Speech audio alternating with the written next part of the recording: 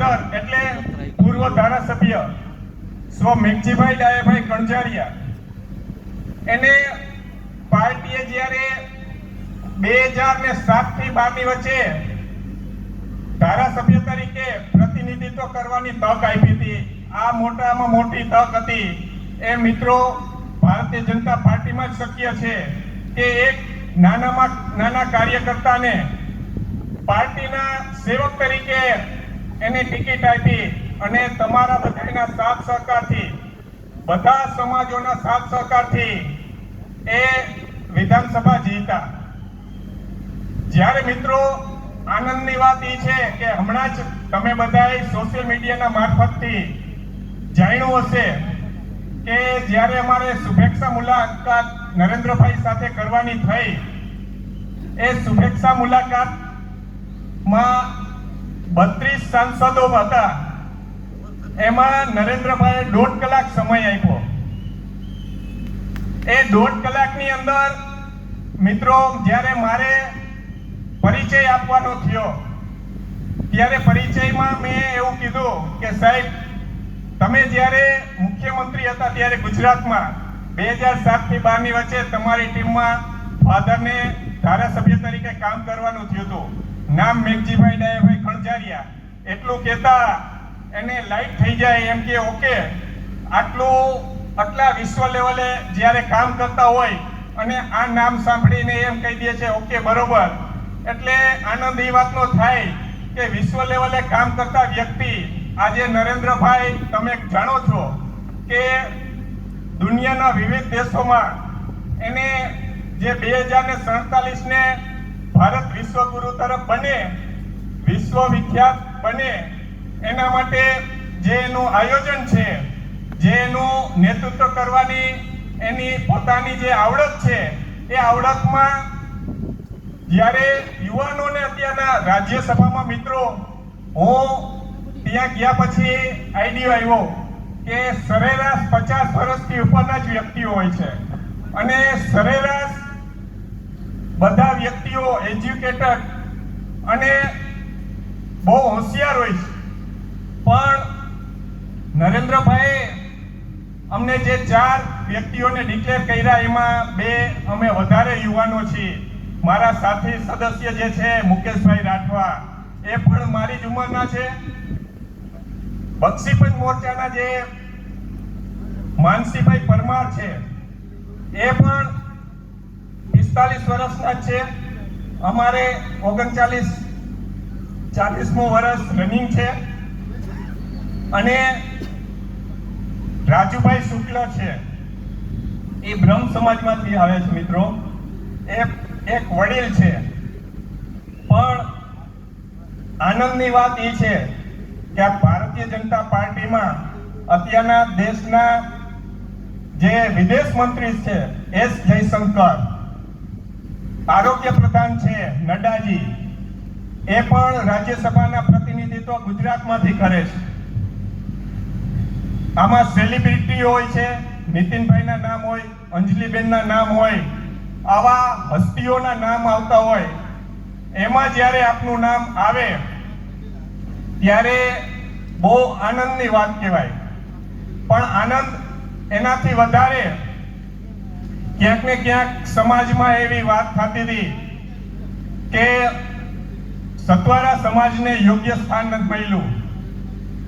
દેવભૂમિ દ્વારકાની વાત હોય કે સમગ્ર ગુજરાતની વાત હોય, મિત્રો આપણે જાણીએ છીએ સરકારમાં અત્યારના એકમાત્ર આપણા ધારાસભ્ય છે જગદીશભાઈ મકવાણા. એ ગુજરાત વિધાનસભામાં નાયબ મુખ્ય દંડકની પોસ્ટ નિભાવે છે. ગુજરાત લેવલના સરકારી કામમાં ઘણી બધી રીતના કામ ઉપયોગી થાય છે. એ જ રીતના સંગઠનની જ્યારે વાત આવે, સંગઠનમાં પણ પ્રદેશ મંત્રી તરીકે આપણા જ મહિલા જે આશાબેન નકુમ છે. હવે જ્યારે સ્થાનિક જિલ્લા લેવલે હોય ત્યારે જિલ્લા પંચાયતમાં ઉપપ્રમુખની વાત હોય. હું પણ જિલ્લા પંચાયતના સભ્ય તરીકે રહી ચૂકેલો છું.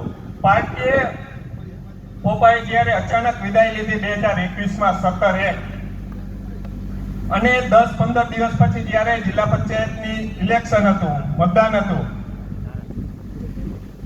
પ્રદેશ સંગઠનમાંથી એવું નક્કી કર્યું કે મેઘજીભાઈના પરિવારમાંથી ચૂંટણી લડાવી જોઈએ. હું મિત્રો ત્યારે આમાં આવવા નતો માંગતો. પાર્ટીએ એવું કીધું, તમારે ખાલી ફોર્મ ભરવાનું છે. પાર્ટીએ આખું આયોજન કરી અને કઈ રીતના ચૂંટણી લડશે એનું બધું આયોજન છે. તમારે ખાલી હા પાડવાની છે.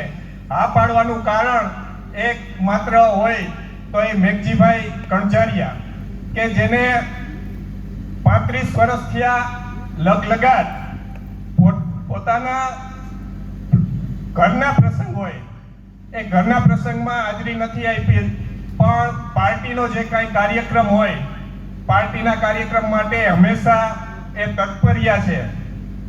જ્યારે એને કોવિડ પોઝિટિવ થયો ત્યારે પણ એ પાર્ટીના કામ કરવા માટે મોરબી જિલ્લાના પ્રભારી હતા સંગઠનના, ત્યાં બાય ઇલેક્શનમાં મેરજા સાહેબને જીતાડ્યા ત્યારે એની જવાબદારી હતી. એટલે પાર્ટીના કામ કરતા કરતા એને કોરોના પોઝિટિવ થઈ ગયો હતો. પછી ગાંધીનગર ગયા, ગાંધીનગરથી પાછા આવ્યા. મિત્રો, અત્યારના ત્યારે સંગઠનના મહામંત્રી એટલે ભીખુભાઈ દલસાણિયા એ પણ ફાધરની ચિંતા કરતા હતા. જ્યારે હોસ્પિટલમાં એડમિટ હતા ત્યારે મને 2 વાર ફોન આવ્યો હતો કે કાંઈ કામ હોય, અમદાવાદ આવવાનું થતું હોય કે ત્યાં સિવિલ હોસ્પિટલમાં આપણે સુવિધા છે, પણ ફાધરે જ ના પાડી હતી. કહેવાનો મતલબ એ અંદરથી એટલા મજબૂત હતા કે કંઈ નહીં થાય, પણ કુદરત જ્યારે સમય પૂરો થઈ જાય એટલે કોઈ બાનું જોતું હોય છે. જ્યારે આપણે અહીંયા આવી છીએ, તમારો જન્મ થાય છે ત્યારે જ જવાની તારીખો નક્કી થઈ ગઈ હોય છે, પણ કાંઈક ને કાંઈક બાનું હોય છે. એ બાના વગર જવાતું નથી. એના અનુસંધાને હમણાં જ પૂર્વ વક્તાઓએ વાત કરી.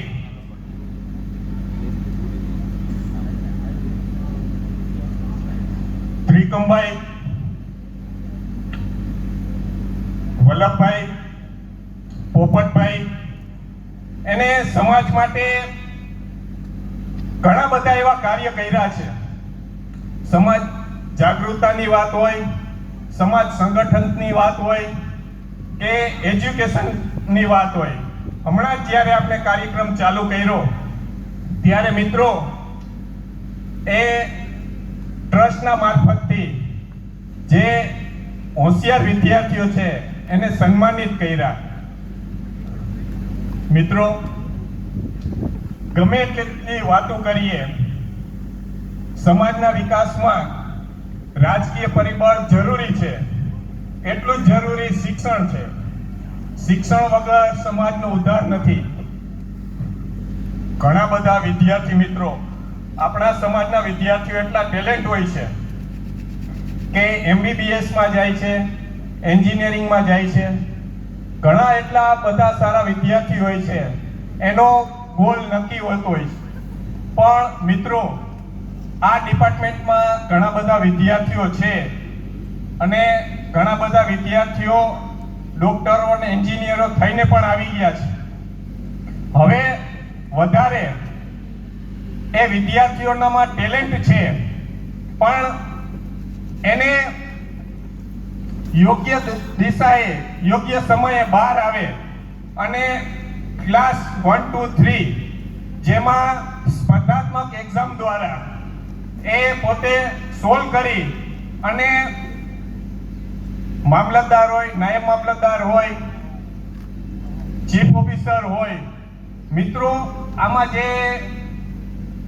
એ સમાજના વ્યક્તિઓ જેટલા ઉપયોગ થાય એ રાજકીય કરતા રાજકીય એક લેવલ આવી જતું હોય છે. જે રીતની પોસ્ટ હોય એ રીતના તમે એને માર્ગદર્શિત કરી શકો.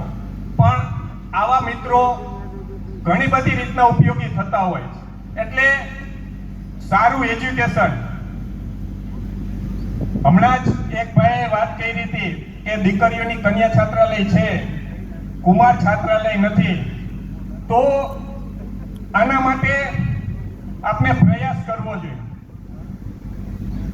પ્રયાસ કર્યા પછી 1 વાર 2 વાર 3 વાર તમે સતત પ્રયાસ કરો એટલે એનું પરિણામ મળે જ છે. મને પણ સ્થાનિક લેવલે જ્યારે જિલ્લા પંચાયતની ટિકિટ નથી મળી ત્યારે એવું થોડુંક થતું હતું કે 5 વર્ષ સારું એવું કામ કર્યા પછી ટિકિટ ના મળી. પણ પાર્ટી જે વિચારતી હોય, જે